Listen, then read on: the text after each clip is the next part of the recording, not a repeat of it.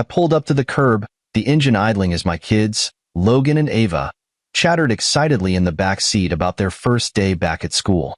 Their happiness should have been contagious, but all I felt was a knot of unease twisting in my gut. I didn't need a crystal ball to know what was coming. I could already picture her, Natalie, my ex-wife, standing there like a queen surveying her subjects, with Ryan at her side, smug and ready to throw his weight around. It was their signature move, and I was the unwitting audience yet again. "Daddy, are you okay?" Ava's small voice pulled me out of my thoughts. Her wide, innocent eyes stared at me from the rearview mirror, and I forced a smile. She didn't need to see my tension. "Of course, sweetheart," I said, my voice steadier than I felt. "It's your big day, remember? Let's make it awesome." I turned off the car, grabbed my bag, and stepped out, helping Logan and Ava with their backpacks. Their excitement was contagious, a bubble of pure joy in an otherwise tense moment. I was just about to close the car door when I saw them, Natalie and Ryan. Their smiles were too wide, their postures too calculated. My stomach sank like a stone, but I kept my expression neutral. No way was I giving them the satisfaction of seeing me rattled. "Jason," Natalie greeted, her voice dripping with faux politeness. "What a surprise to see you here." I resisted the urge to roll my eyes. "It's school drop-off, Natalie. Where else would I be?" She smirked, a gesture I'd once found charming but now only found infuriating. "Well, you know, some parents are late or distracted. I wasn't sure if you'd be on time." It wasn't a dig. It was a missile aimed at my character, one she'd been launching since our divorce. Ryan stood behind her, his arms crossed, his face wearing that self-satisfied smirk he always wore. It screamed, "I got your life now, and you're just a supporting character in mine." "Logan, Ava," Natalie squealed, her voice turning syrupy sweet as she crouched to their level. "Come here, my darlings. Did Daddy make sure you had everything for school?" Logan gave her a polite nod, while Ava glanced at me before stepping forward hesitantly. My daughter was sharp for her age. She sensed things no one else did, and I could tell she didn't like the tone her mom was using. Ryan chuckled, a low, arrogant sound that grated my nerves. "You know, Natalie, it's so nice to see Jason still trying. Even after all this time." "Still trying?" I echoed, my jaw tightening. "What's that supposed to mean?" "Oh, nothing," Natalie said, standing back up and brushing invisible lint from her designer coat. "We're just so proud of how you've managed." Managed? Like my life was a train wreck, they were graciously applauding for staying on the tracks. My fists clenched at my sides, but I forced myself to stay calm. They wanted a reaction, and I wasn't going to give it to them. "Logan, Ava, let's go," I said, my tone firm but kind. I guided my kids away, but of course, they weren't finished. "Jason," Ryan called after me, his voice oozing mockery. "Don't take it so personally. We're all here for the kids, right? No need to make it awkward." I turned back, meeting his smug gaze with a steady one of my own. "Awkward? No, Ryan. Awkward would be me commenting on your parenting, but I won't stoop that low." His smirk faltered for a split second, and I almost smiled. Almost. As I walked my kids toward the school entrance, Logan turned to me. "Why does Mom always act like that?" "She's just being herself," I replied, trying to keep it neutral. He didn't need the ugly truth. Not yet. But as I looked back one last time, I caught the faintest shift in Natalie and Ryan's expressions. Their smug smiles had faltered, replaced by something harder to read. For a second, I wondered if they'd seen through the calm facade I'd worked so hard to maintain. And then it hit me. Maybe they hadn't gotten under my skin as much as they thought. Maybe their cracks were beginning to show. As Logan and Ava skipped ahead, I straightened my shoulders. This wasn't over. Not by a long shot. The knot in my stomach from earlier was still there, but it was morphing into something else as I drove away from the school. Something sharper. Anger. Natalie and Ryan's smugness wasn't new. I'd lived through enough of their theatrics to know their game. But this time, it hit differently. Maybe it was the way they dismissed me in front of Logan and Ava, planting seeds of doubt about me in my kids' minds. Maybe it was Ryan's condescending tone, or Natalie's fake smiles that barely masked her digs. Either way, I wasn't going to let it slide. Not anymore. As I pulled into my driveway and killed the engine, I found myself gripping the steering wheel a little too tightly. My knuckles turned white, and for a moment, I let the frustration wash over me. Natalie had spent years spinning her narrative, painting me as the barely keeping it together ex-husband. Ryan, her loyal audience, played his part perfectly, chiming in just enough to keep the facade intact. But today, as their smirks faltered, I realized something. They were overplaying their hand. I wasn't the man they thought I was anymore. I stepped out of the car and walked into the house, the familiar creak of the front door grounding me. The silence was a stark contrast to the chaos at the school, and for a moment, I just stood there, letting it settle. Then, with a deep breath, I headed to my office. If Natalie and Ryan wanted to play games, it was time for me to stop playing along. I booted up my computer, the faint hum of the machine filling the room as I sat down. This wasn't a moment for blind anger. I needed to be strategic, calm, collected, and prepared. My fingers hovered over the keyboard for a moment before I started typing. I began going through every detail of my business, the numbers, the contracts, the upcoming deals. I wasn't looking for problems. I was looking for solutions, leverage, anything to fortify my position. And there it was. The numbers. They didn't just look good. They looked exceptional. Better than even I had realized. In the past 6 months, I'd secured 2 major contracts that were now yielding steady returns. On top of that, an email from my accountant confirmed an upcoming meeting with a potential investor. A meeting that, if successful, would turn everything around. A grin crept onto my face. Maybe Natalie and Ryan had assumed I was still struggling, clinging to the remnants of my post-divorce life. But they didn't know the full story. They didn't know that I'd been rebuilding, brick by brick, while they were busy living in their bubble of self-satisfaction. The truth was, I wasn't just surviving, I was thriving. And soon, they were going to see it for themselves. I leaned back in my chair, the pieces of a plan starting to form in my mind. The investor meeting was in 2 weeks, and if it went the way I expected, it would solidify everything. I'd not only save my company, but also position it as a contender in a highly competitive market. That wasn't just a win. It was a statement. A statement that I was far from the managed man Natalie had smugly described. A soft knock on the door broke my focus. "Daddy?" Ava's voice was tentative. I turned to see her standing in the doorway, her backpack still slung over one shoulder. "Ava, what's up? Shouldn't you be at school?" She gave me a sheepish smile. "I forgot my lunch. Mommy said she packed it, but it wasn't in my bag." Of course." I walked over and crouched to her level. "No worries, sweetheart. I'll make you a new one. Let's get you back to school." As I prepared her lunch and drove her back, I thought about the incident at the drop-off line. Natalie's little oversight wasn't a surprise. It was a pattern. A pattern of carelessness masked by her constant need to appear perfect. But perfection was a fragile thing, and the cracks were beginning to show.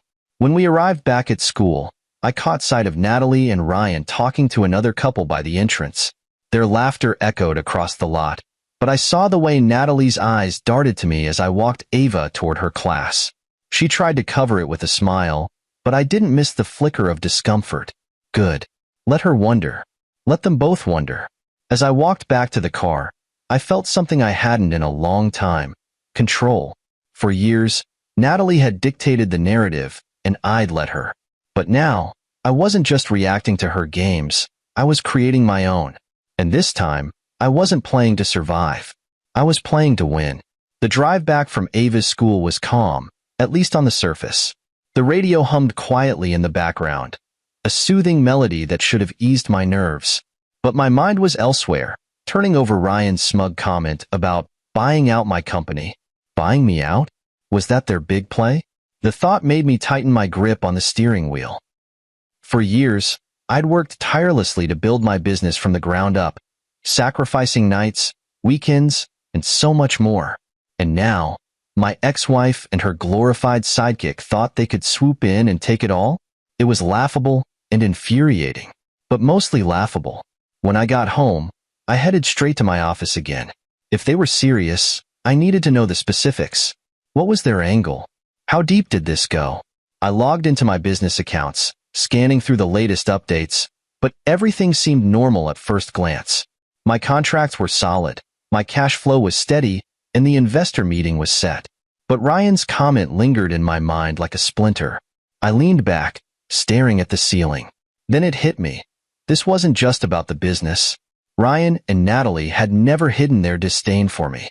This was personal, a calculated attempt to undermine me, to reduce me to the shadow of the man I'd become. And the worst part? They thought I wouldn't see it coming. Think again, I muttered, sitting forward and typing Ryan's name into a database I used to track business registrations and investments. It wasn't long before something popped up, a series of LLCs connected to Ryan. Most were small, insignificant ventures. But one caught my eye. A newly registered company with a vague description about consulting and acquisitions. My stomach twisted. Consulting and acquisitions? It was clear as day what their plan was. Ryan had likely been sniffing around my industry, trying to find cracks, weaknesses, any point of entry to make a bid for my company. The arrogance of it all. Thinking they could outmaneuver me. They didn't even realize they were playing with fire. But what I found next wiped away any trace of humor I'd felt about their antics. An email buried in my spam folder caught my attention, flagged as urgent. It was from a mutual connection, a vendor I'd worked with for years. The message was short but packed a punch. Jason, I've been approached by someone claiming to represent your company. They're asking for details about your upcoming projects. Thought you should know. My jaw tightened. Ryan. There was no doubt in my mind it was him. He'd been fishing for insider information, trying to get ahead of me by any means necessary. This wasn't just underhanded. It was illegal. I immediately replied to the vendor, thanking them for the heads up and asking them to forward me any further correspondence. Then I picked up my phone and called my accountant. Hey, I need you to run a quick audit, I said, keeping my voice calm despite the storm brewing inside me. Specifically, look for any unusual requests for financial data or project details in the past 6 months. Got it, they replied. Everything okay? Not yet, I said, but it will be. The call ended, and I leaned back in my chair, rubbing my temples. So that was their plan. Spread just enough misinformation to make my business look vulnerable, then swoop in with an offer to save it. It was conniving, sure, but also reckless. They'd underestimated me, and I wasn't about to let them off easy. By the time Dean got home, I'd gathered enough evidence to confirm my suspicions. As much as I hated to admit it, Natalie and Ryan weren't just playing games. They were launching an attack. But what they didn't realize was that I'd already begun building my defenses. As I explained the situation to Dean, his usual laid-back demeanor shifted. He listened intently, his brow furrowed. When I finished, he let out a low whistle. So, they're trying to take over your company? Not just the company, I said, my voice hardening. They're trying to discredit me, to make me look weak, like I can't hold it together. Dean's jaw clenched. That's low, even for Natalie. Yeah, well, it's not going to work, I said. They think they've got me cornered, but they don't know what I've got planned. Dean nodded, his hand resting on my shoulder. Whatever you need, I'm here. That simple statement grounded me. For years, I'd fought these battles on my own, but now I had someone in my corner. Someone who believed in me, not the version Natalie had crafted in her stories. The next morning, I made a few calls, starting with my lawyer. I need you to look into something, I said, discreetly. There's a chance someone's been fishing for information on my company. As the wheels began to turn, I felt a sense of clarity. Ryan and Natalie thought they were a step ahead, but they didn't realize they'd tipped their hand too early. Their arrogance had given me the edge I needed, and now, it was my turn to act. By the time I got to the office, my inbox had a message from the accountant. The audit revealed another surprising detail, a sudden spike in inquiries from companies connected to Ryan's LLC. It was all the proof I needed. This wasn't just a battle anymore. It was war, and I intended to win. As I sat in my office, staring at the evidence laid out before me, it became clear that Natalie and Ryan weren't just dabbling in sabotage, they were fully committed. Ryan's LLC wasn't just a vanity project, it was a weapon aimed directly at me. I had proof of their attempts to pry into my business and disrupt my partnerships, But that wasn't enough. I needed to turn their tactics against them, to show them that I wasn't the man they thought I was anymore. I leaned back in my chair, tapping a pen against my desk as a plan began to take shape. Natalie and Ryan thought they could exploit my vulnerabilities, but they'd underestimated one crucial detail. I'd spent years rebuilding not just my business, but myself. They were still fighting the old me, the one who used to crumble under Natalie's manipulations. That man was long gone. The first step was securing my position. I couldn't risk Ryan making any more inroads with my business partners, so I started making calls. The conversations were brief but strategic. I reached out to key stakeholders, subtly reinforcing our relationships without tipping my hand. I didn't mention Ryan or Natalie, not yet. For now, I simply reminded them of the value we built together and the opportunities still ahead. By the time I finished the last call, I felt more confident. My foundation was solid. But that was just the beginning. If Ryan wanted to play dirty, I'd show him how it was done. Legally, of course. I called my lawyer again, this time with a more pointed request. I want you to dig into Ryan's LLC, I said. Specifically, I need to know who's backing him and whether there's anything questionable about his dealings. My lawyer didn't miss a beat. Consider it done. Give me a day or two, and I'll have something for you. With that piece in motion, I turned my attention to the investor meeting scheduled for the following week. It wasn't just another meeting anymore. It was my ace in the hole. If I could lock down that deal, it would give me the leverage I needed to counter whatever Natalie and Ryan were planning. I spent the next few hours refining my pitch, anticipating every question and objection that might come up. By the time I was done, I felt ready for anything. Or so I thought. That evening, as I was packing up to leave the office, my phone buzzed with a new email. The sender's name stopped me cold. One of my top clients. My stomach tightened as I opened the message, expecting bad news. And sure enough, it was worse than I'd imagined. The client was pulling out of a major contract, citing concerns about the stability of my business. The wording was vague, but the implication was clear. Ryan's meddling was already starting to take effect. I sat there for a moment, the weight of the setback pressing down on me. But then something shifted. The old me might have panicked, spiraling into self-doubt and fear. Not this time. I wasn't going to let Ryan or Natalie see me falter. If anything, this only fueled my resolve. I picked up the phone and called the client directly. I just got your email, I said, keeping my tone calm and professional. I'd like to address any concerns you have about our partnership. The client hesitated, clearly uncomfortable. Jason, it's not personal. We've just been hearing things. Rumors about financial instability, potential buyouts. It's enough to make us reconsider. Rumors, I repeated, my jaw tightening. I understand.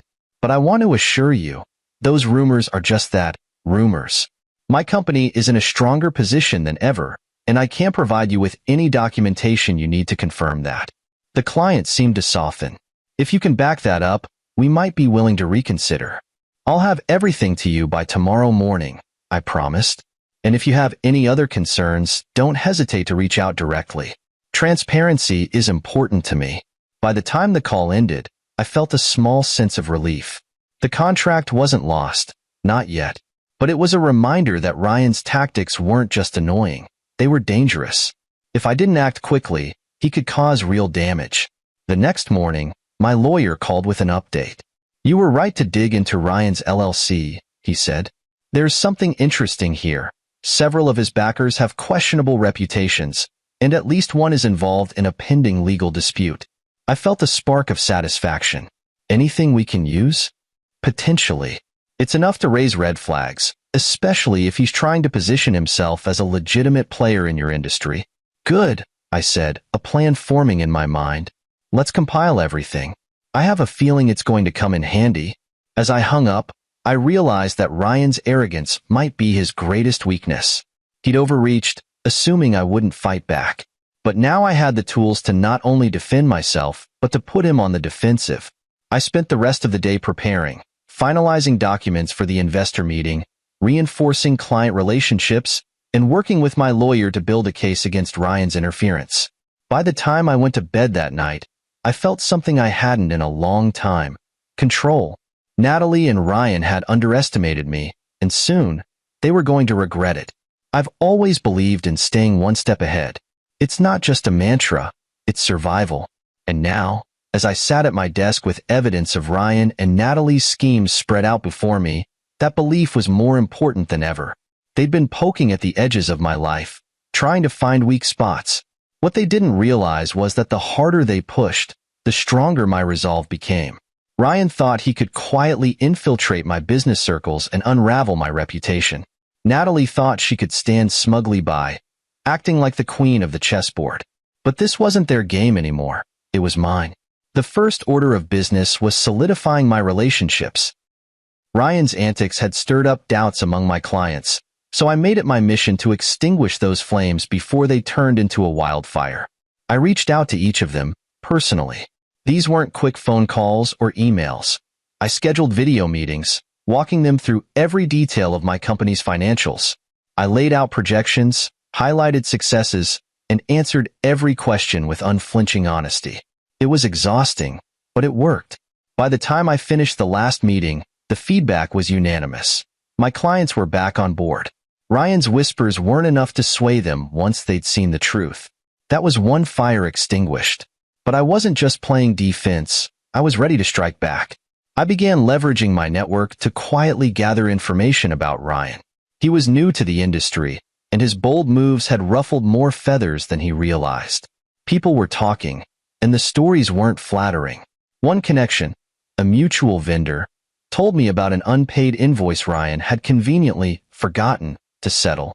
Another mentioned an aggressive pitch Ryan had made to one of their clients, promising services he couldn't possibly deliver. The picture was becoming clearer. Ryan wasn't just reckless, he was sloppy. I compiled every piece of intel into a growing file, but I wasn't ready to act on it yet. Timing was everything, and I needed to wait until I could deliver a blow that would really hurt. While I was busy shoring up my defenses, Ryan was doubling down on his efforts. The next move came in the form of an anonymous article published online. The piece was poorly written, but its intentions were clear. It painted me as a struggling businessman, desperate to keep my company afloat. It hinted at financial instability and cast doubt on my leadership abilities. I could see Ryan's fingerprints all over it. Subtlety wasn't his strong suit. Instead of reacting immediately, I forwarded the article to my lawyer. "We need to trace this," I told him. "Find out who's behind it." He chuckled darkly. "I've already got a few ideas. I'll get back to you." While my lawyer worked on that, I focused on the upcoming investor meeting. If I could secure their backing, it would be the final piece I needed to cement my position. The deal wasn't just about money. It was about sending a message to everyone watching. But as the meeting approached, I couldn't shake the feeling that Ryan wasn't finished. He was like a dog with a bone, unwilling to let go until he'd torn everything apart. That suspicion was confirmed when I received another email, this time from an old colleague. He'd been approached by Ryan, who was fishing for information about my past projects. The audacity was almost impressive. Almost. I responded with a simple message, "Thanks for the heads up. Let me know if he contacts you again." It wasn't much, but it was enough to plant a seed of doubt in Ryan's mind. He wouldn't know who was loyal to me and who wasn't. It was a subtle move, but one that I hoped would make him hesitate. By the end of the week, I felt more prepared than ever. My lawyer had traced the article back to a PR firm Ryan had hired, a firm with a questionable reputation of its own. That was the final nail in the coffin. Ryan thought he was building momentum, but in reality, he was stacking a house of cards. And when it fell, it wouldn't just collapse, it would implode. Before I called it a night, I sat down and wrote an email to my team. I didn't go into specifics about Ryan or Natalie, but I reminded them of our mission, our strengths, and the values that had gotten us this far. "This company was built on resilience," I wrote. "No matter what challenges we face, we will rise above them. Thank you for your hard work and dedication. I couldn't do this without you." When I hit send, I felt a flicker of pride. They might try to tear me down, but they'd never take away what I'd built. As I locked up for the night, I couldn't help but smile.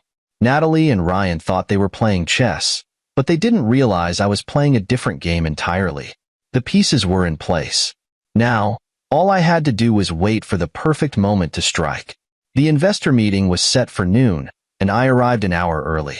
Not because I was nervous, I was prepared, but because I wanted to own the room before anyone else even stepped in. Control the setting, control the narrative. That's something Natalie never understood. She'd always tried to dominate with theatrics, thinking the loudest voice won. But me? I'd learned to play the long game. I set up my materials, reviewed my presentation, and rehearsed my responses to potential questions. By the time the investors started arriving, the room felt like mine. When they walked in, I greeted them with confidence. Handshakes, eye contact, the whole 9 yards. The stakes were high, and I needed them to feel that I wasn't just ready for this deal. I was thriving because of it. "Jason, good to see you." One of them, Mr. Carter, said as he settled into a chair. "Heard some buzz about your company recently. Good things." I smiled, knowing exactly what buzz he was referring to. Ryan's little smear campaign hadn't gone unnoticed, but it had also backfired. The investors weren't just interested, they were curious. People love a good redemption story, and Ryan had unknowingly painted me as the underdog. "Well, Mr. Carter," I replied, my tone measured, "I think you'll find the reality even better than the rumors." The presentation went better than I could have hoped. I walked them through every facet of my business, revenue growth, market projections, and the key partnerships I'd secured. They asked tough questions, but I was ready.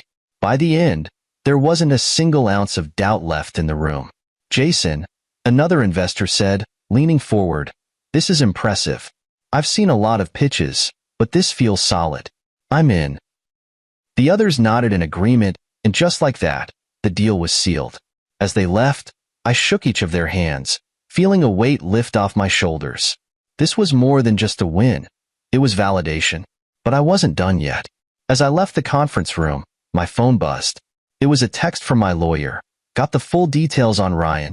Call me when you're ready." Perfect timing. I stepped outside into the crisp afternoon air and made the call. My lawyer didn't waste time. "Ryan's LLC is a disaster," he said. "He's taken on more debt than he can handle, and his backers are starting to pull out. He's also made some legal missteps, nothing major yet, but enough to damage his credibility if it gets out." "Exactly what I needed to hear," I said, already forming a plan. The next step was a PDA meeting at Logan and Ava's school that evening. Normally, I would have skipped it, but this time, I had a reason to show up. Ryan and Natalie would be there, no doubt expecting me to slink into the background like always. They didn't know I had a bombshell waiting for them. When I arrived, the room was buzzing with small talk. Parents exchanged pleasantries, teachers shuffled papers, and the principal tried to herd everyone into their seats. I spotted Natalie and Ryan near the front, laughing with another couple. Their smugness was palpable, and for a moment, I let myself enjoy the anticipation of what was about to happen. I waited until the principal finished her announcements, then raised my hand to speak. "I'd like to take a moment to share some exciting news," I said, standing up. All eyes turned to me, including Natalie's. Her smile faltered slightly, but she quickly recovered, glancing at Ryan. "I recently closed a major investment deal for my company," I continued, keeping my tone steady and confident. "It's a partnership that not only secures our future, but positions us for significant growth in the coming years." There was polite applause, but the real reaction was in Natalie and Ryan's faces. Natalie's smile froze, her eyes darting to Ryan for reassurance. Ryan, meanwhile, looked like he'd swallowed a lemon. "But that's not all," I added, my gaze locking onto Ryan. "I'd also like to address some rumors that have been circulating, claims about my company's stability and leadership. Let me be clear, those rumors are false. The numbers speak for themselves, and the support of my investors only reinforces that." The room was silent, and I could feel the tension radiating from Natalie and Ryan. They were cornered, and they knew it. After the meeting, as people filed out, Natalie approached me. Her usual composure was slipping. "Jason," she began, her voice forced. "That's great news about your company." "Really?" "Thanks, Natalie," I said, my tone polite but firm. "It's amazing what you can achieve when you stay focused on the truth." Her smile wavered, and she stepped back. Ryan didn't even bother approaching me. He was too busy pretending to check his phone, avoiding eye contact. As I walked to my car, I couldn't help but smile. The bombshell had landed, and the fallout was only just beginning. Ryan and Natalie had played their hand, but now the tables were turning, and I wasn't done yet. By the next morning, the ripple effects of my announcement at the PDA meeting had begun to spread. Word traveled fast in our shared circles, and the buzz wasn't just about my new investor deal. It was about how I'd effectively shut down the rumors Ryan and Natalie had been trying to spread. It wasn't a win they could ignore, and I knew it wouldn't be long before they tried to counter. Sure enough, my phone buzzed just after lunch. It was a text from Natalie. "Jason, can we talk? It's important." I stared at the message for a moment, debating whether to respond. Natalie rarely initiated contact unless she had an angle, and I had no intention of playing into her hands. After a few seconds, I typed back a curt reply, "Busy. What's this about?" Her response came quickly. "Ryan mentioned something about business conflicts. I think we should clear the air before things get messy." Messy? That was rich, coming from her. They were the ones who tried to sabotage me, and now she was acting like the voice of reason. Still, her sudden concern piqued my curiosity. I decided to humor her, if only to see what she was angling for. We agreed to meet later that evening at a neutral spot, a small coffee shop downtown. I arrived early, finding a corner table where I could observe the room. When Natalie walked in, she was dressed to impress, as usual, her heels clicking against the tiled floor. But there was something different about her demeanor. Less confidence, more tension. "Jason," she said, sliding into the seat across from me. "Thanks for meeting me." I nodded, keeping my expression neutral. "What's this about, Natalie?" She hesitated, glancing around as if to make sure no one was listening. "Look, I know things have been tense lately. Ryan might have overstepped, and I don't want it to escalate." "Overstepped?" I repeated, my tone even. "Natalie, he didn't just overstep. He tried to undermine my business, spread false rumors, and poach my clients. That's not overstepping. It's deliberate sabotage." Her face flushed, but she quickly composed herself. "Ryan can be impulsive. He thought he was helping us secure opportunities. It wasn't personal."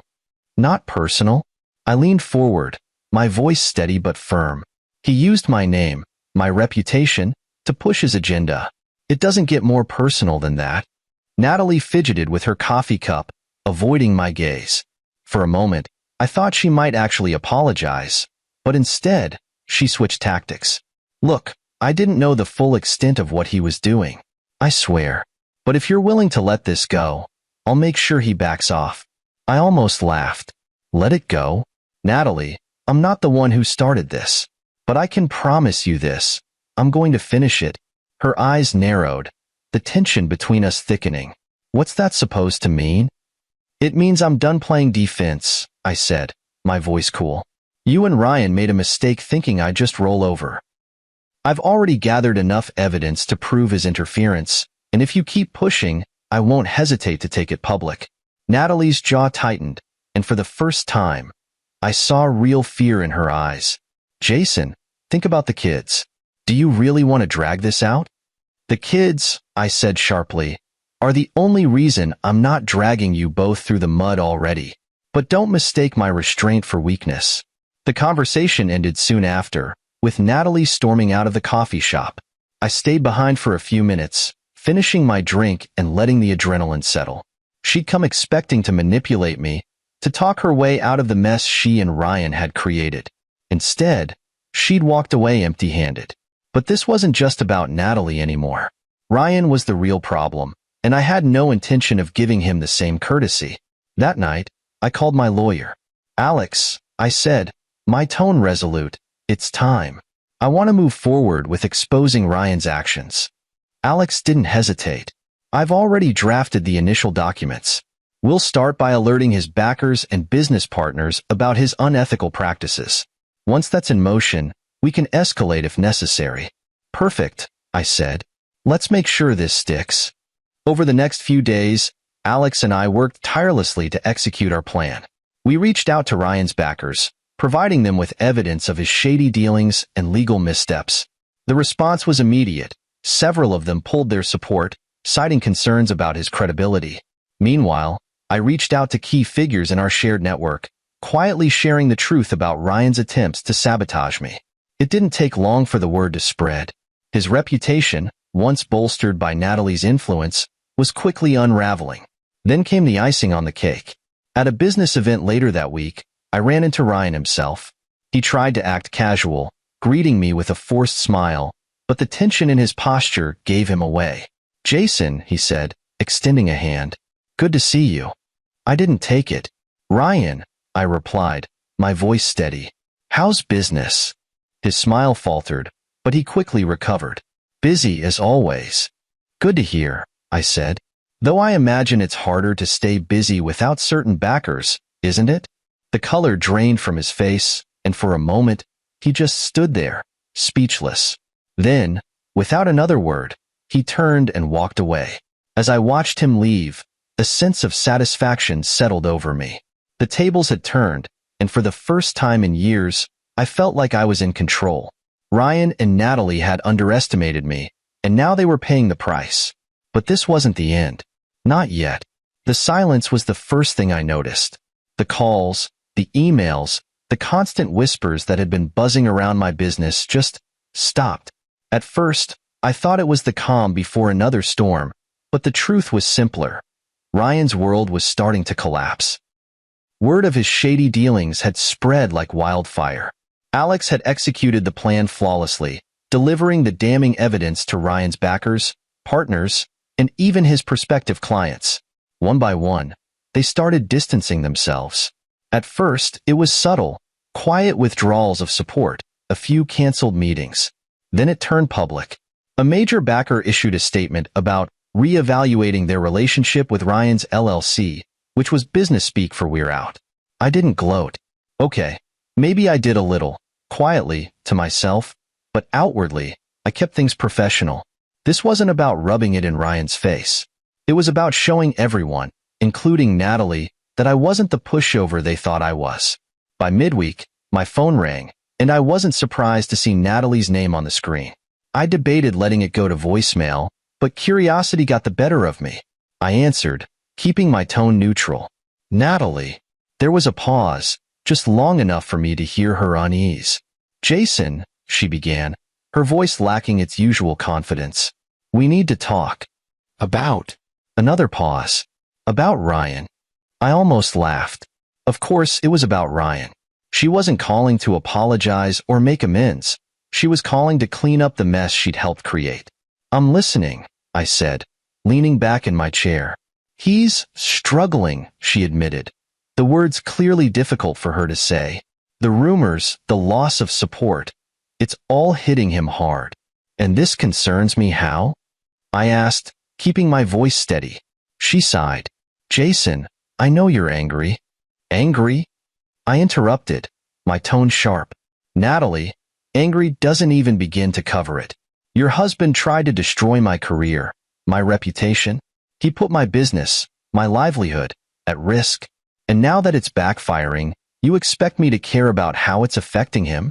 Her silence spoke volumes. Finally, she said, "I didn't know it would go this far." I couldn't help but scoff. "You didn't know? Natalie, you stood by and let him attack me, and now you're surprised there are consequences?" She tried again, softer this time. "Jason, I know you don't owe me anything, but this is spiraling. Ryan's talking about, well, he's talking about lawyers. Retaliation." That caught my attention. "Retaliation?" I repeated, sitting up. "Retaliation for what? I haven't done anything illegal, Natalie. Can Ryan say the same?" Her breath hitched, and I knew I'd struck a nerve.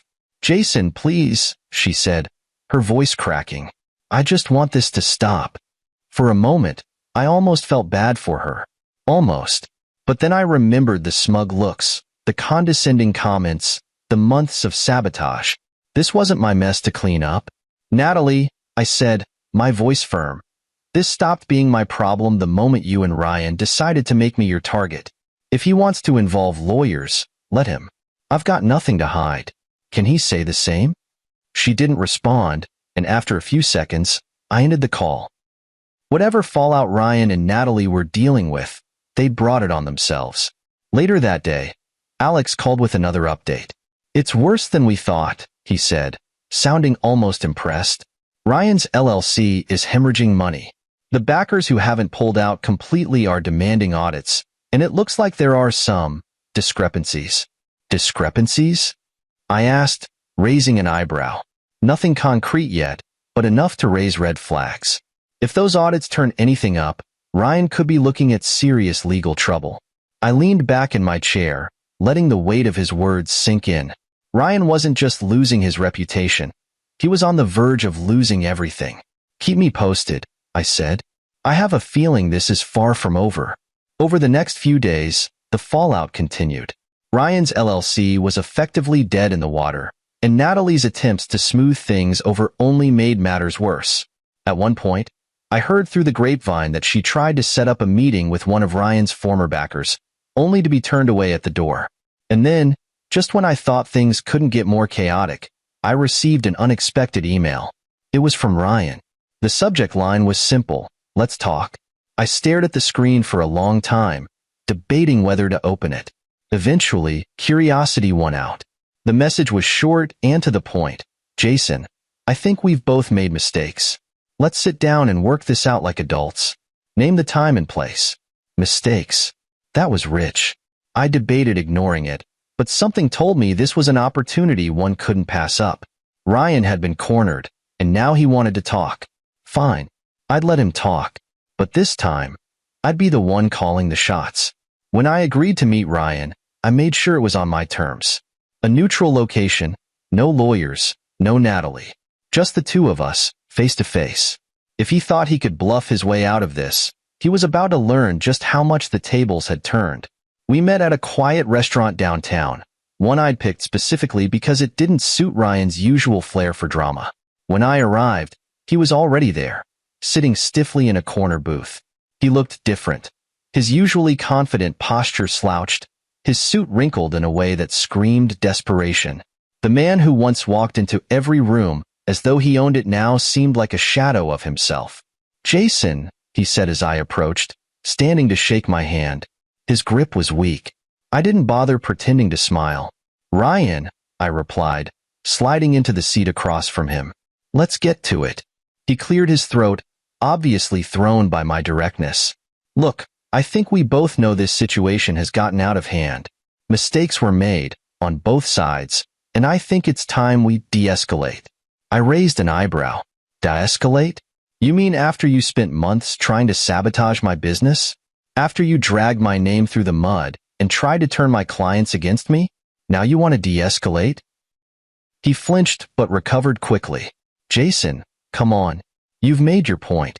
The investors have pulled out, my backers are gone, and my LLC is dead in the water. I get it. You've won." There it was, the admission I'd been waiting for. "This isn't about winning, Ryan," I said, my tone cold. "This is about accountability. You didn't just come after me. You came after my livelihood, my family. You thought you could ruin me, and now you're asking for a truce? You're lucky I haven't taken this to court."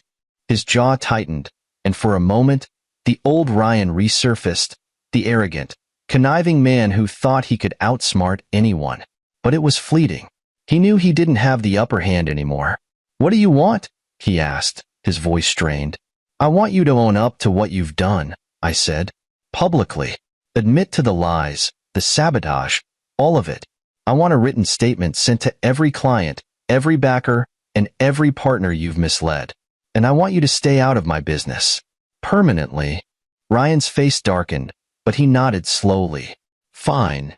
And one more thing," I added, leaning forward. "If you ever try to come after me again, personally or professionally, I won't just defend myself. I'll bury you." He didn't respond, just stared at me with a mix of resentment and defeat. Eventually, he nodded again. "You'll have your statement by the end of the week." "Good," I said, standing. "Then we're done here." I didn't wait for a goodbye. The fallout from Ryan's confession was swift and brutal. Once his statement went public, his remaining credibility vanished. His former backers distanced themselves completely, and word spread quickly through our industry. Natalie, who had spent years building her image as the perfect wife and business partner, suddenly found herself alone in a sinking ship. For me, it wasn't just a victory. It was closure. After years of enduring their games and manipulation, I was finally free. Free to focus on my kids, my business, and the life I'd worked so hard to rebuild. Logan and Ava were the ones who noticed the change first. They didn't fully understand what had happened, but they could sense the difference in me. The tension I'd carried for so long was gone, replaced by a calm certainty that things were finally as they should be. One evening, as we sat around the dinner table, Ava looked up at me and asked, "Daddy, why are you smiling so much these days?" I laughed, ruffling her hair. "Because things are finally good, sweetheart, and they're only going to get better." Dean, sitting across from me, raised his glass in a silent toast.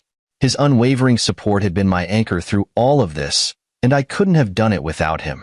He smiled at me, his eyes filled with pride. "You did it, Jason. You took back your life." "Not just mine," I said, glancing at Logan and Ava. "Ours." In the days that followed, life began to settle into a new normal. My business thrived, my relationship strengthened, and the shadow of Ryan and Natalie slowly faded into the background. They'd underestimated me, but more importantly, they'd underestimated what I was fighting for. My family, my integrity, my future. On a quiet Saturday afternoon, as I watched Logan and Ava play in the backyard, I realized something profound. Winning wasn't just about defeating them. It was about reclaiming my peace, my purpose, and my pride. And I had done exactly that. The knock at the door wasn't friendly. It wasn't a polite, "Can I borrow some sugar?" kind of knock. No, it was sharp, deliberate, and entitled. The kind of knock you'd expect from someone who thought they owned the place, or at least thought they should. I stood in the hallway, staring at the door like it might bite me if I got too close. Something about that knock felt like a warning. But then again, when had my ex-wife Grace ever been subtle? I pulled the door open, and there she was. Grace. My ex dressed in designer clothes she likely couldn't afford, with sunglasses perched on her head like she was auditioning for a reality show no one wanted to watch. And beside her stood Daniel, the man she'd married after me, the man she'd left me for. His smirk was the kind that made you want to punch first and ask questions later. He didn't say a word at first, just looked me up and down like I was something he'd scrape off his shoe. Grace wasted no time. "Well, Thomas, aren't you going to invite us in?" I leaned against the doorframe, crossing my arms. "Depends. Did you bring a gift?" "That's usually what guests do." Her smile faltered for a fraction of a second, but she recovered quickly, turning her charm dial up to 11. "We're not here for pleasantries. We're here to discuss business." Daniel finally spoke, his voice dripping with mock sincerity. "Your father's estate. We have some rightful claims, and it's only fair we settle this like adults." "Rightful claims?" I couldn't help but laugh. "You're joking, right? Grace, you left me. You signed the divorce papers. And now you think you're entitled to my father's estate?" Grace stepped forward, her perfume overpowering as she crossed into my space. "Thomas, don't be unreasonable. You know how close I was to your father. He adored me." "Yeah, until he didn't," I interrupted. "Don't rewrite history just because you want a payday." Daniel's smirk grew wider, if that was even possible. "Listen, Tom." "It's Thomas," I corrected. "Only my friends call me Tom, and last I checked, you're not one of them." Daniel's jaw tightened, but he pushed on. "Look, this house is worth millions. Grace was part of this family for years, and as her husband, I think it's only right we discuss what portion of the estate belongs to her, and by extension, to us." The sheer audacity of the man was almost impressive. Almost. "You're not getting a penny," I said flatly, but before I could follow up with something less polite, another voice chimed in from behind me. "Well, this is a fascinating conversation," said Eleanor, my lawyer, stepping into view.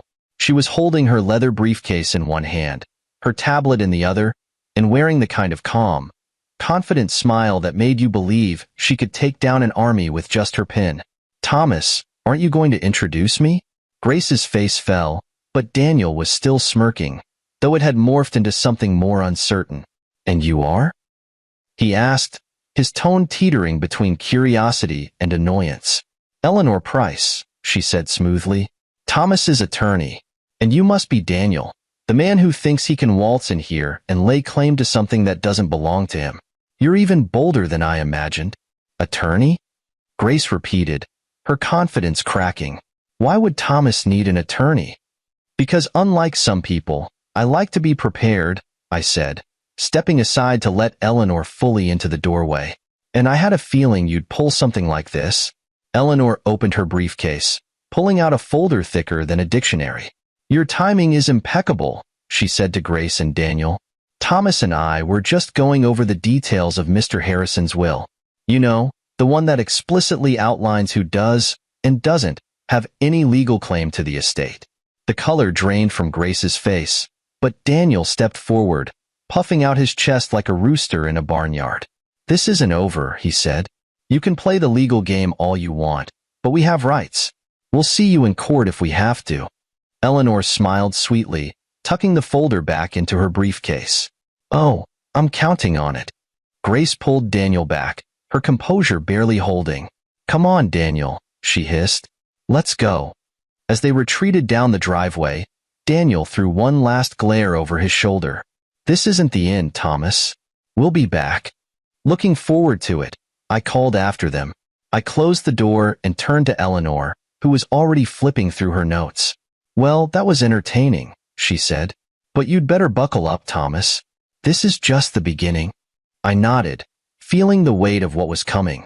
My father's legacy meant everything to me, and if Grace and Daniel thought they could take it from me, they were about to learn how wrong they were. After Grace and Daniel's dramatic departure, I sat down in the living room with Eleanor. She was already pulling out more papers from her briefcase, her expression sharper than ever.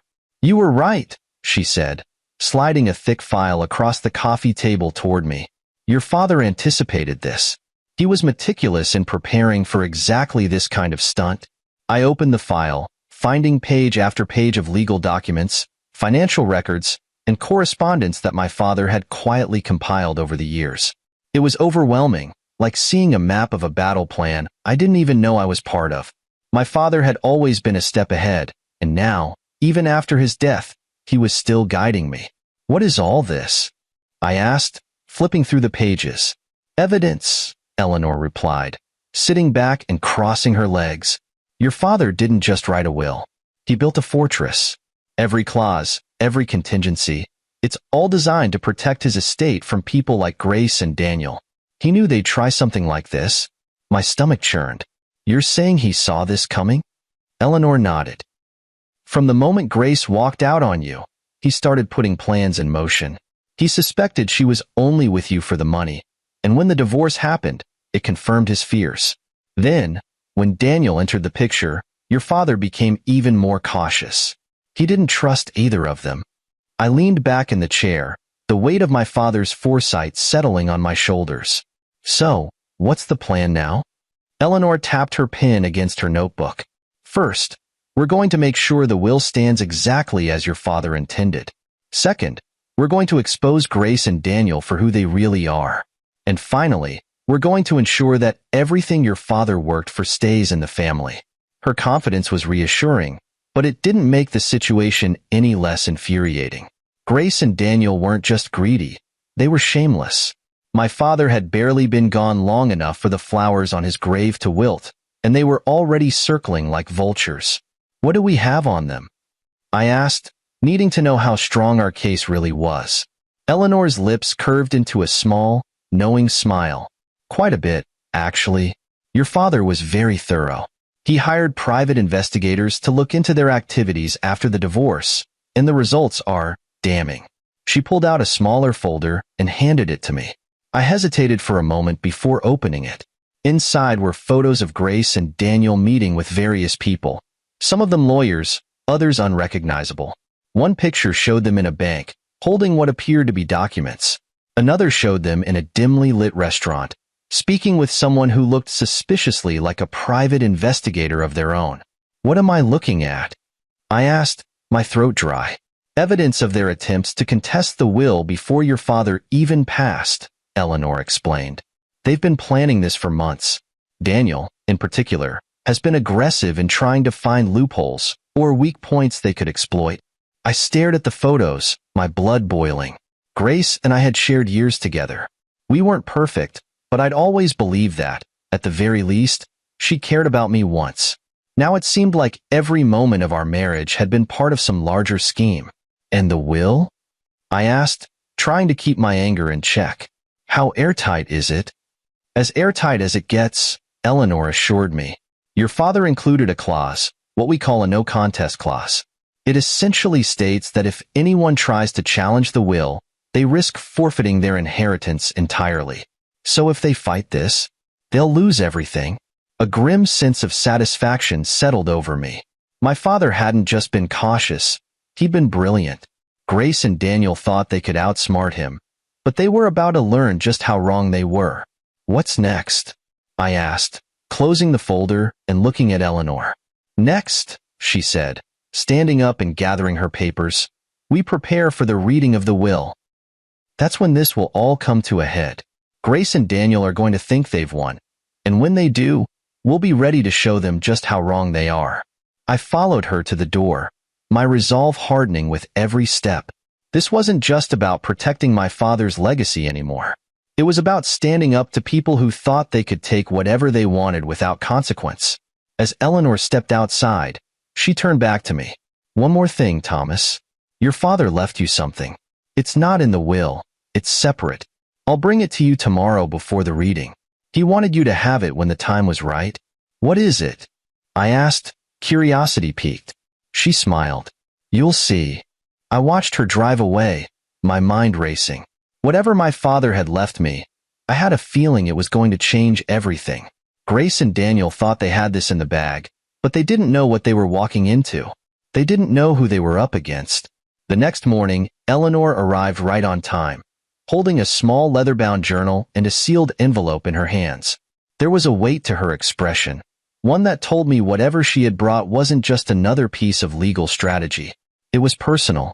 This belonged to your father, she said, handing me the journal first. He kept it during his last year, knowing things were coming to a head. I took the journal carefully, running my fingers over the worn leather cover. My father, Richard, had always been a man of quiet reflection, preferring to write down his thoughts rather than voice them aloud. This journal felt like a part of him I hadn't seen before. What's in it? I asked. Eleanor gestured for me to open it. His thoughts, suspicions, and plans. But more importantly, the truth about Grace. I sat down at the kitchen table and opened the journal. The first few pages were filled with entries about my father's declining health, his concerns for the future, and his determination to protect the family's legacy. But as I turned the pages, the tone shifted. March 15th. Grace is not the woman Thomas thinks she is. She came into his life with ulterior motives, and while I hoped their love would be genuine, it's clear now that she was only ever after what she thought she could gain. I've been watching her closely, and the signs are all there. Secret phone calls, unexplained trips, and now, Daniel. I paused, the words cutting deeper than I expected. My father had known. He had seen what I refused to acknowledge during my marriage. Grace's betrayal wasn't just personal. It had been calculated. I turned another page. April 2nd. Daniel is dangerous. He doesn't care about Grace beyond what she can deliver. He's pushing her to secure access to the estate, to manipulate me while I'm vulnerable. I won't let them win. I've started documenting everything, leaving no room for doubt when the time comes. Thomas will see the truth, even if it's painful. My hands trembled as I closed the journal. I looked up at Eleanor, who was watching me carefully. He knew, I said, my voice hoarse. He knew about all of it. Eleanor nodded. And he made sure you'd have the tools to fight back. She handed me the envelope next. I opened it to find a letter in my father's handwriting, addressed directly to me. My dearest Thomas, if you're reading this, it means the battle has begun. Grace and Daniel have made their move, just as I knew they would. I'm sorry you have to face this, but I want you to remember one thing. You are not alone. I've given Eleanor everything she needs to ensure the truth comes to light. Trust her, and trust yourself. You're stronger than you think. As for Grace and Daniel, they've underestimated you, and me. They think this is about money, but they're wrong. This is about integrity, about protecting what truly matters. Inside the journal, you'll find evidence of their deceit, But there's more to come. The will is only the beginning. Watch closely, Thomas. The pieces are already falling into place. With love and faith in you. Dad, asterisk. I set the letter down, my chest tight with emotion. Even from beyond the grave, my father was guiding me, standing beside me as I faced the people who had tried to tear our family apart. There's one more thing, Eleanor said, interrupting my thoughts. She reached into her bag and pulled out a USB drive. Your father hired a private investigator. This drive contains surveillance footage and audio recordings, everything he uncovered about Grace and Daniel's plans. I stared at the drive, my anger simmering beneath the surface. What did he find? Eleanor sighed. Meetings with lawyers to discuss contesting the will. Bank transfers that suggest Grace was siphoning money from your joint account during your marriage. And Daniel? He's been bribing people left and right, trying to dig up dirt on you and your father. I clenched my fists, the weight of their betrayal crashing over me like a wave. They hadn't just wanted to hurt me, they wanted to destroy everything my father had built. Eleanor placed a hand on my shoulder. Thomas, this isn't just about defending the estate anymore. It's about showing them they can't get away with this. I nodded, a newfound resolve settling in my chest. Let's make sure they don't. As Eleanor packed up her things, I picked up my father's journal again, flipping to a page I hadn't read yet. A single phrase stood out, written in bold, deliberate letters. The truth always comes to light. I closed the journal, the words echoing in my mind. Grace and Daniel thought they could manipulate me, deceive me, and take what wasn't theirs. But they didn't realize that my father had left me more than an inheritance. He'd left me the strength to fight back. The reading of the will was tomorrow, and I was ready for whatever came next. The day of the will reading arrived, and the tension in the room was palpable. Grace and Daniel sat across from me at the long conference table, looking far too confident for my liking. Grace was dressed to the nines, her sharp smile a mask of smug superiority, while Daniel lounged beside her, exuding the arrogance of someone who believed he'd already won. Eleanor sat to my left, calm and composed as always, her legal briefcase perched beside her. Across the room, the executor of my father's will, Mr. Warren, adjusted his glasses and prepared to begin. As he opened the official documents, Grace leaned forward, her eyes practically sparkling with anticipation.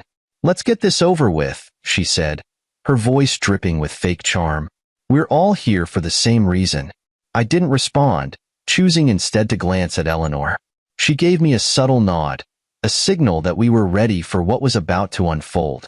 Mr. Warren cleared his throat. This will was written and finalized 6 months before Mr. Harrison's passing.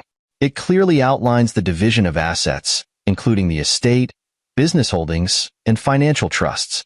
Grace practically purred. Wonderful. I'm sure Richard left instructions that reflect his affection for everyone involved.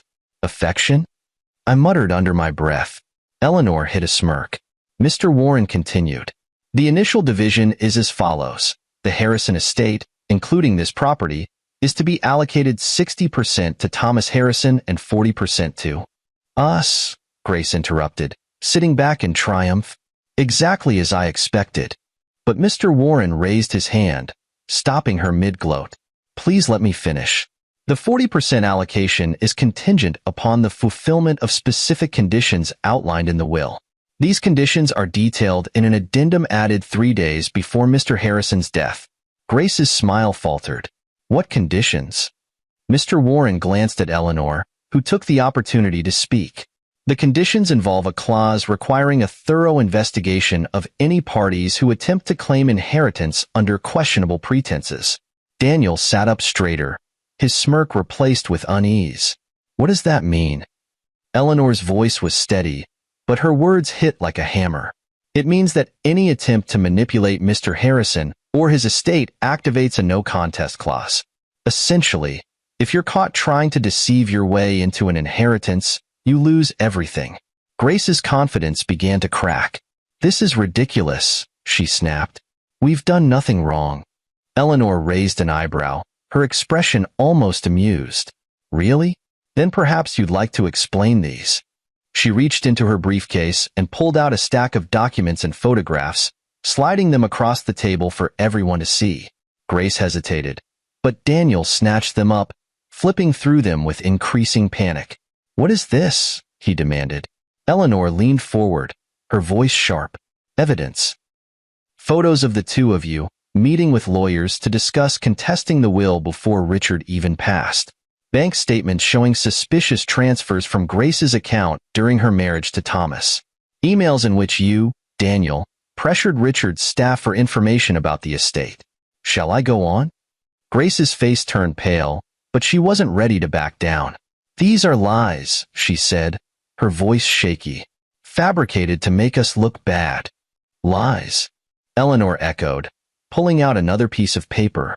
"This is a signed statement from one of Richard's nurses, detailing how you, Grace, attempted to bribe her for details about his health and the will.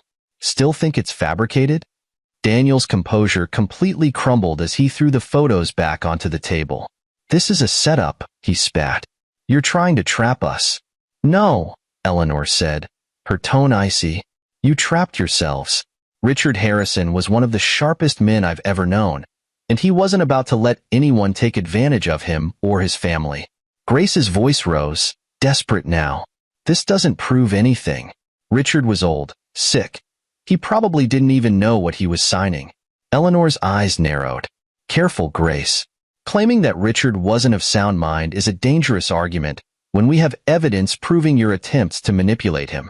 You'd only incriminate yourself further." Daniel stood abruptly, his chair scraping against the floor. "We're leaving. This is a waste of time." But before he could storm out, Eleanor dropped her final bombshell. "Leaving won't change what happens next. This evidence is already with the authorities, and any attempt to challenge the will from here on out will result in criminal charges." The room went silent. Grace's hands were trembling now, her carefully constructed facade in shambles. Daniel looked like he wanted to disappear, his earlier bravado nowhere to be found. I leaned back in my chair, finally allowing myself a small smile. "I warned you not to come here." Grace glared at me, her voice venomous. "You think you've won, don't you? This isn't over." Eleanor stood, collecting her papers with a calm efficiency that only made Grace's fury more pathetic. "Oh, it's over," she said. "You just haven't realized it yet." As Grace and Daniel slinked out of the room, I felt a weight lift off my shoulders. My father's plan was working perfectly. The truth was coming to light, and Grace and Daniel's greed had led them straight into the trap they deserved. I turned to Eleanor. "What's next?" She smiled, her confidence unshaken. "Next? We let them dig their hole even deeper. The courtroom is where this really gets interesting." I nodded, ready for whatever came next. My father had prepared me for this, and I wasn't about to let him down. The day of reckoning was finally here, the courtroom showdown where Grace and Daniel would meet the consequences of their greed. Eleanor and I arrived early, her briefcase practically brimming with the evidence my father had meticulously gathered. The courthouse buzzed with activity, and I could see reporters already circling outside, eager for a sensational story. Inside, the courtroom was filled with an audience of curious onlookers. Grace and Daniel sat at the defendant's table, their expressions a mix of forced calm and barely concealed panic. Grace was impeccably dressed, as usual, but the cracks in her composure were beginning to show. Daniel, on the other hand, looked like he'd aged a decade overnight. Their attorney sat between them, whispering hurried reassurances that didn't seem to help. I sat beside Eleanor, who looked as calm and collected as ever. "They're going to fight this," I whispered. "They can try," she replied with a faint smile. "But your father left no loose ends." The judge entered, and the room fell silent. After the formalities, the case began with the reading of the will. The initial terms were straightforward. 60% of the estate was allocated to me, while 40% was to go to Grace and Daniel, contingent on fulfilling specific conditions. Grace sat up straighter, her confidence briefly returning. But then Eleanor stood, her presence commanding the room. "Your Honor, we would like to introduce evidence related to the conditions of the will, as outlined in the addendum." Grace's attorney stood quickly. "Objection, Your Honor. This is irrelevant to the initial distribution of assets." The judge raised an eyebrow. "Overruled." Proceed, Miss Price. Eleanor stepped forward, her voice steady and precise. The conditions of the will include a no-contest clause. This clause states that any party attempting to manipulate Mr. Richard Harrison or his estate forfeits their claim entirely. We have evidence that the defendants, Grace and Daniel, engaged in such manipulation.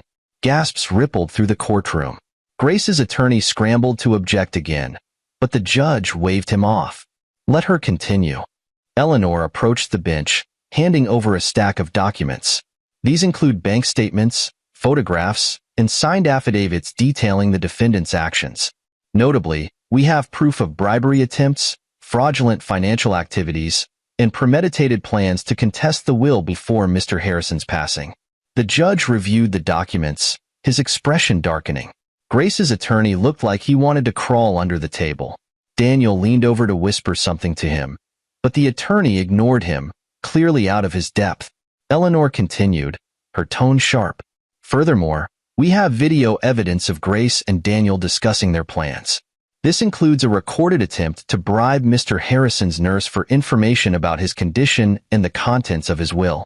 At that, Eleanor pulled out a USB drive and handed it to the court clerk. Moments later, the video played on the courtroom screens. Grace's voice filled the room, unmistakably conniving. Once the old man's gone, we'll challenge the will. Daniel, you just have to keep pressuring him. He's sick. He'll cave eventually. Grace's face turned white, and Daniel's jaw clenched as murmurs spread through the room. The judge silenced the crowd with a sharp bang of his gavel. Do you deny this is your voice, Mrs. Grace Mitchell? Eleanor asked, her words cutting like a knife. Grace hesitated, then stammered, It's taken out of context. Eleanor didn't flinch. Would you like to hear more context? We have hours of recordings. The room erupted in whispers again, and the judge banged his gavel once more. Order. Mrs. Mitchell, please answer the question. Grace glanced at Daniel, who offered no help, then back at her attorney. Finally, she slumped in her chair. No, she muttered. I don't deny it. That single admission sealed their fate. Eleanor wasn't done yet. Your Honor, I would also like to present evidence of financial fraud committed by the defendants. These bank statements show that Mrs. Mitchell funneled money from her joint account with Mr. Harrison during their marriage, transferring funds to accounts under her maiden name. Mr. Daniel Mitchell was complicit in these actions. Daniel exploded. That's a lie.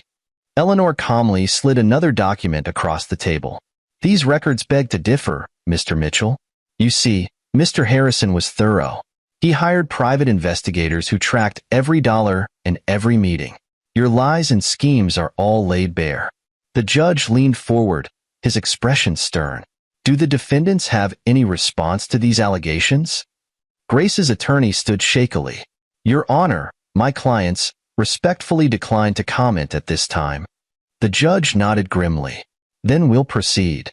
The courtroom was silent except for the occasional scribble of reporters' pens and the judge's deliberate flipping of documents.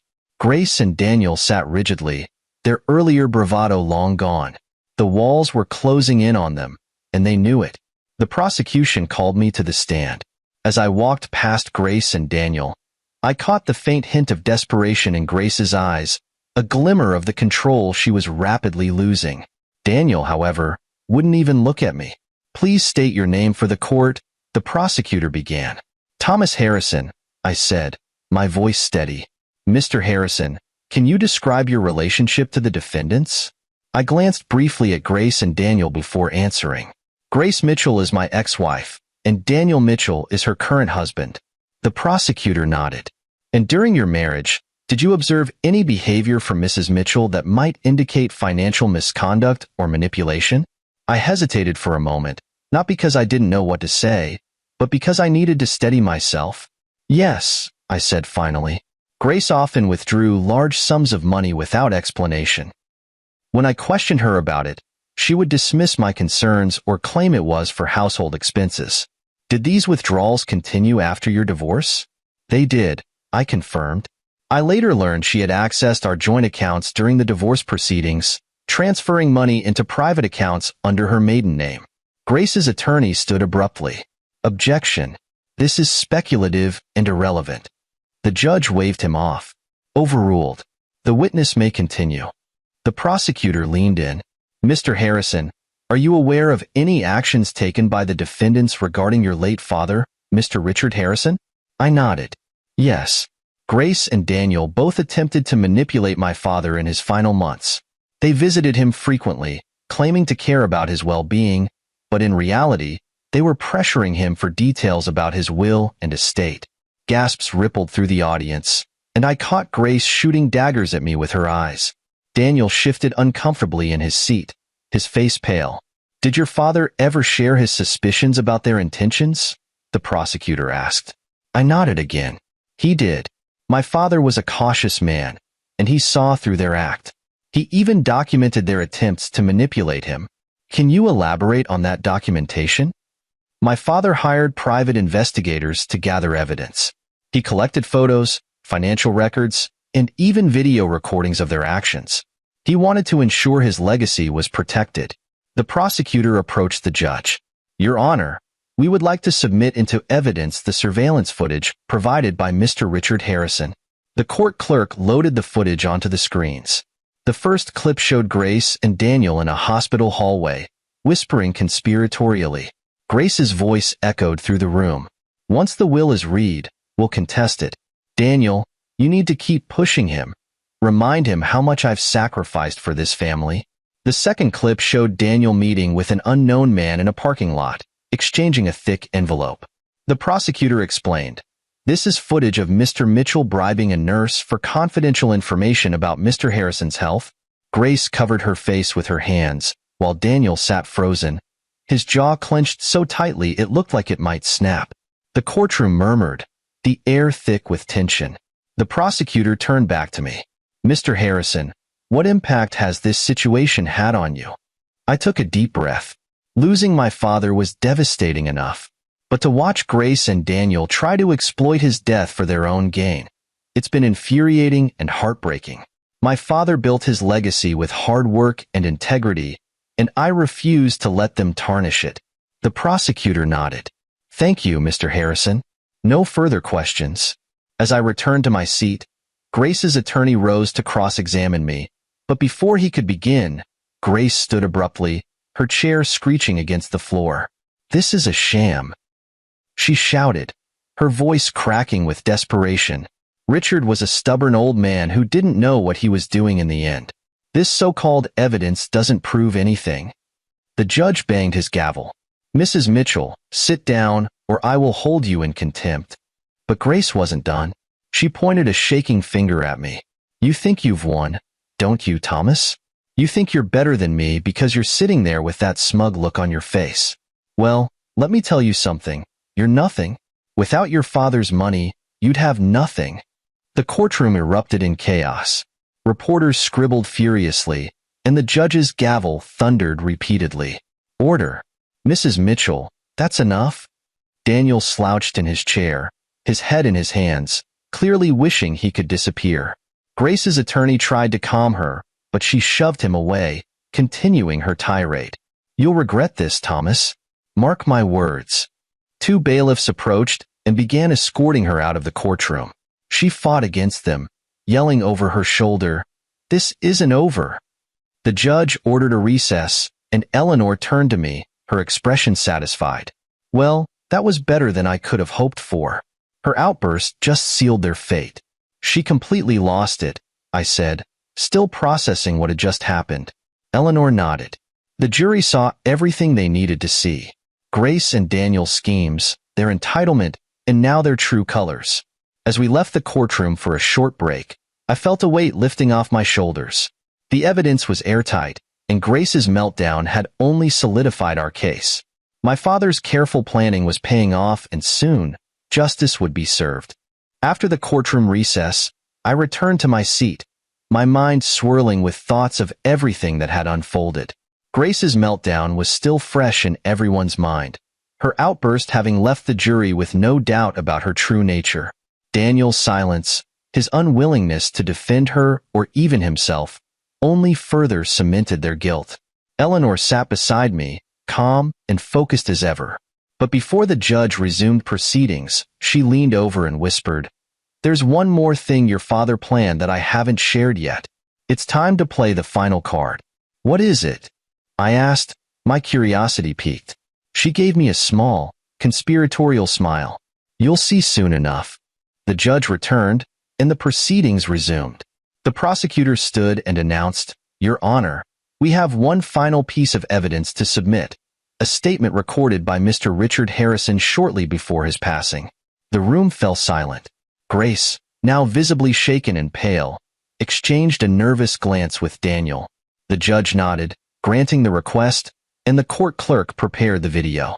The screen came to life, and there he was, my father. Richard Harrison appeared thinner and frilier than I remembered, but his voice was as firm and commanding as ever. He sat in his favorite leather chair, the bookshelves of his study framing him in the background. "If you're watching this," he began, "then my suspicions have been confirmed. Grace and Daniel have attempted to claim a part of my estate through manipulation and deceit. To them, I say this: your greed has blinded you to the fact that this was never about money. It was about integrity, about the values this family was built upon." He leaned forward, his gaze sharp and unyielding. "Grace, you entered my son's life under false pretenses, pretending to care for him while secretly plotting your own gain. And Daniel, you saw an opportunity to exploit that and took it without a second thought. But you underestimated me. You underestimated my son. And now, the consequences of your actions are unavoidable." The courtroom was completely still as my father continued. "To my son, Thomas, I leave not just my estate but the responsibility to uphold our family's legacy. Thomas, I know this has been difficult, but you've handled it with strength and dignity. I'm proud of you." He paused, his expression softening briefly before hardening again.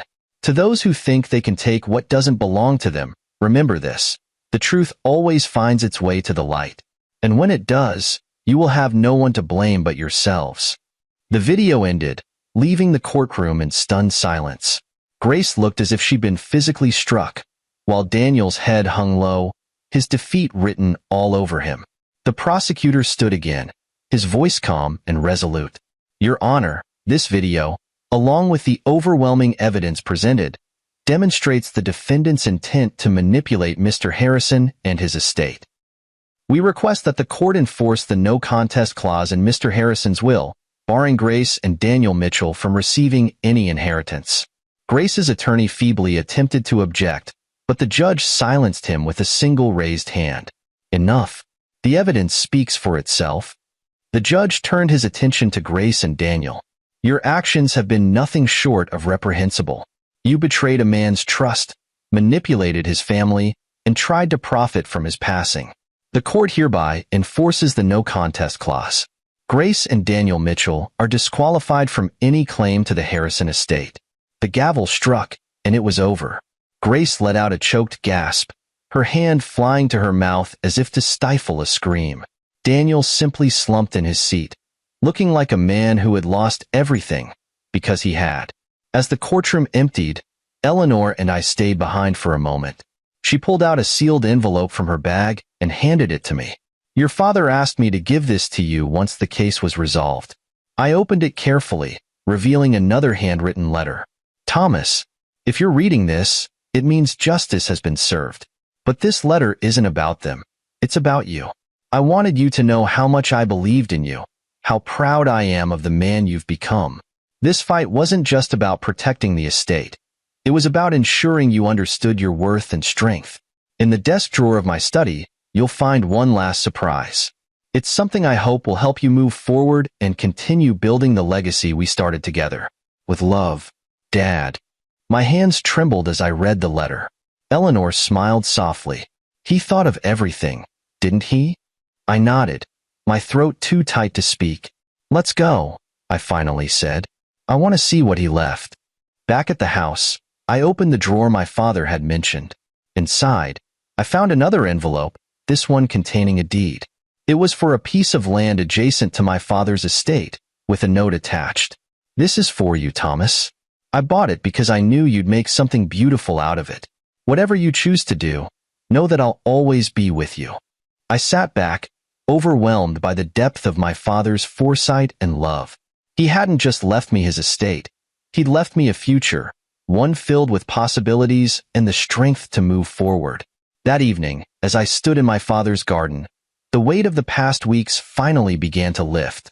The roses he had planted swayed gently in the breeze, a reminder of his enduring presence. I thought of his words, "The truth always finds its way to the light."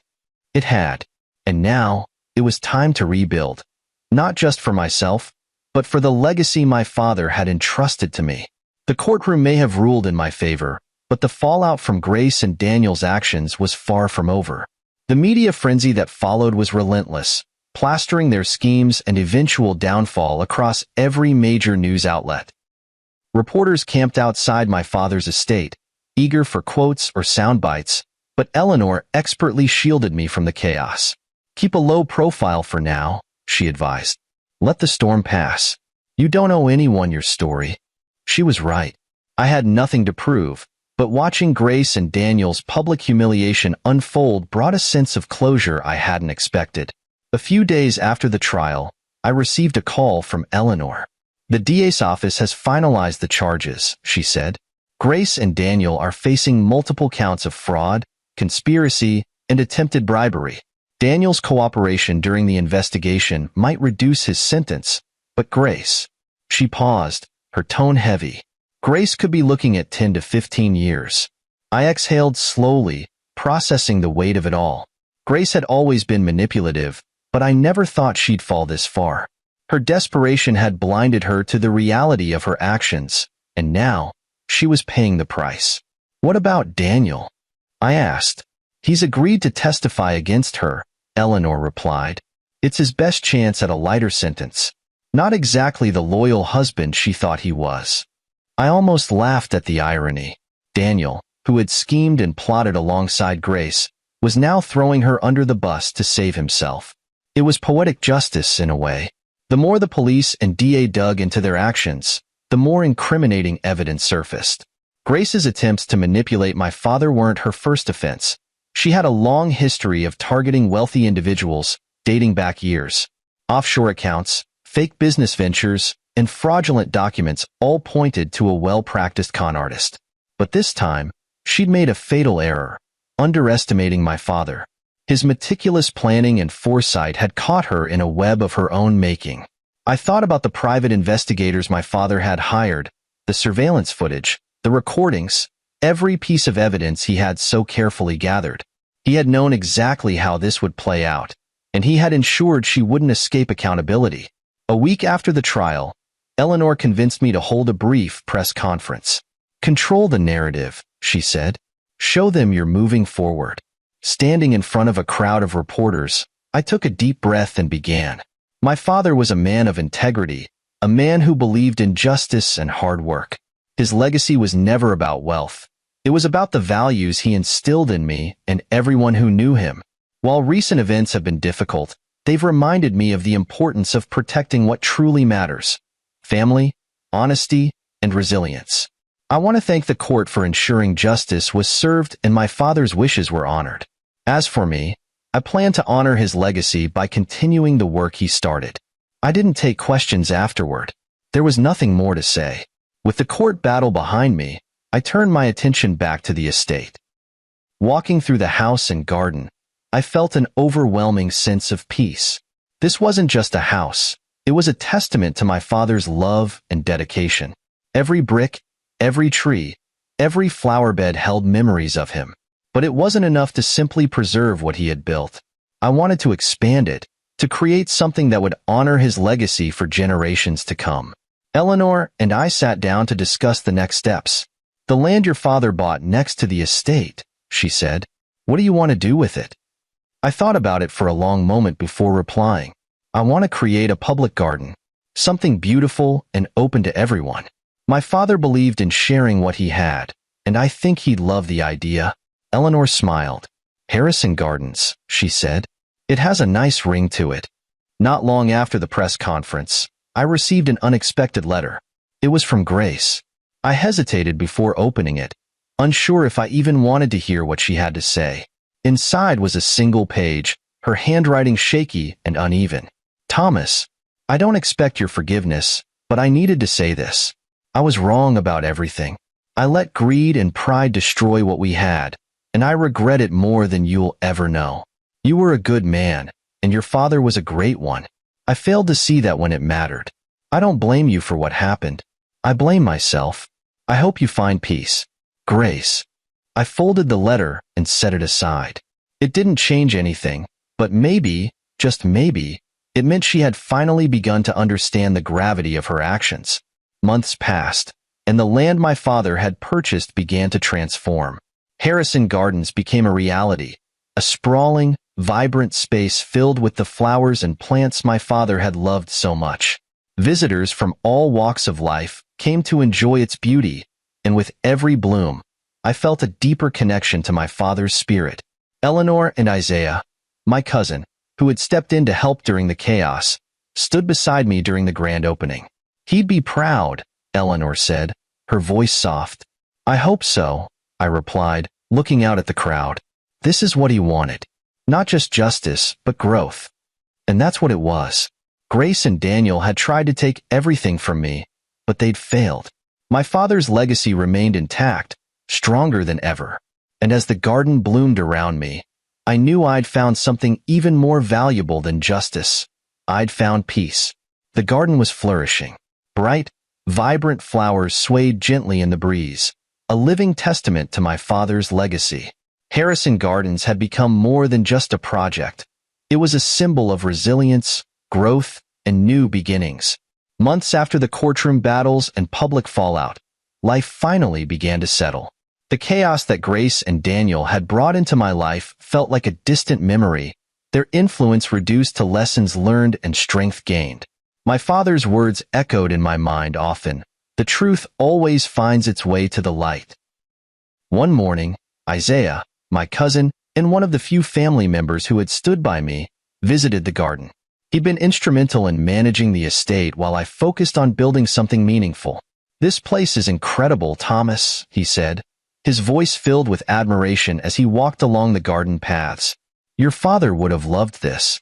I smiled, wiping my hands on my gardening gloves. He always said beauty can grow in the hardest soil.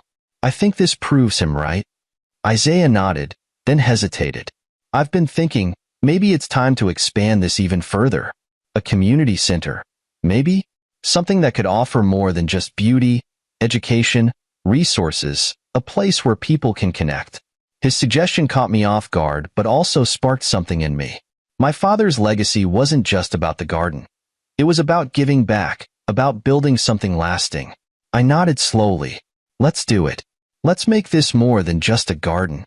One afternoon, as I sorted through old files in my father's study, I came across Grace's letter again. I hadn't thought about it much since the day I read it, but something compelled me to pick it up. Her words still carried the weight of regret, but I didn't feel anger anymore. I didn't feel anything, really, just a quiet sense of closure. Grace and Daniel had made their choices, and they were living with the consequences. I had no intention of responding, but I also had no desire to hold on to the bitterness they tried to leave behind. I placed the letter in a drawer, closing it both literally and figuratively. It was time to let go completely. The day of the official opening for Harrison Gardens was sunny and warm, as if the weather itself was blessing the occasion. Families, couples, and individuals from all over the community came to see what we had built. The laughter of children echoed through the garden, blending with the soft rustle of leaves and the hum of bees. Eleanor stood beside me, holding a cup of coffee. You did it, she said simply. We did it, I corrected her. I couldn't have done this without you. She smiled, raising her cup in a toast. To Richard Harrison, a man who knew how to plan for everything. To Dad, I said, raising my own invisible toast. And to second chances. As the months rolled on, Harrison Gardens grew into something I could never have imagined. We added a small cafe, a library corner, and even hosted workshops on gardening and sustainability. The community center Isaiah suggested became a reality, offering free classes, events, and resources to those in need. The garden had become a hub of life and activity, a place where people came to find peace, connection, and inspiration. It was everything my father would have wanted, and more. One evening, as I walked through the garden at sunset, I found myself stopping at a small plaque I had placed near the entrance. It read, "In loving memory of Richard Harrison, a man who taught us that even in the hardest soil, something beautiful can grow." I ran my fingers over the engraving, a lump forming in my throat. My father had done more than protect his legacy. He had given me the tools to build one of my own. As I stood there, watching the sun dip below the horizon, I realized something. This was my new beginning. Grace and Daniel were the past, their schemes nothing more than shadows. What mattered now was the life I was building, one bloom at a time. The truth had come to light, justice had been served, and now it was time to move forward, to grow, to bloom, to live. And with that, the journey came full circle, not just for me, but for everyone touched by my father's life and legacy.